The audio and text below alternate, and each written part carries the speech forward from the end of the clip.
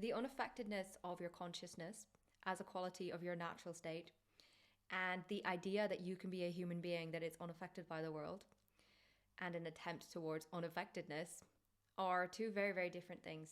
And I'd like to draw this distinction and point out the nuance here.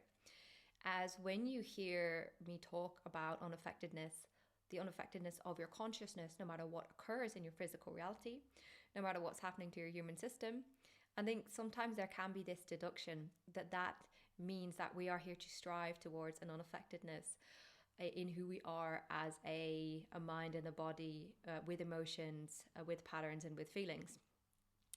The idea that your human being can just be in a state of complete unaffectedness is a bit of a fallible premise. The human system is always moving through a type of flux as we are deprogramming ourselves and we are learning to assimilate our true essence. We are constantly seeing ourselves more clearly and we are being triggered by what happens. So we're moving through affectedness all of the time. The idea that you should be unaffected is this potential striving for a bit of a brittle poise that is just all firm. And a side effect of this idea could be that A, you have to strive for this perfected form, and B, you may end up suppressing what needs to be resolved.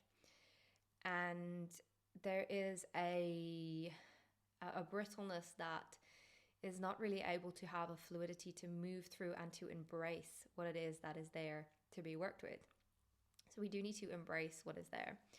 So on the human level, unaffectedness is something that is not a fair expectation on yourself, and we shouldn't be worried about being affected.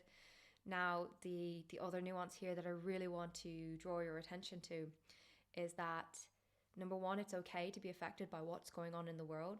However, it is so important to recognize the difference between tending to your own inner work and to your emotions and to your grief, and then dwelling on that and staying in a frequency of outrage or pain or whatever frequency it is, and unintentionally transmitting that to your world.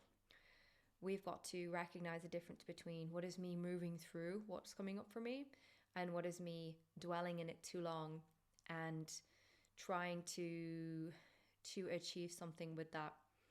Now, we obviously have to see to what happens for us, but I really wanted to point out the difference between those two things.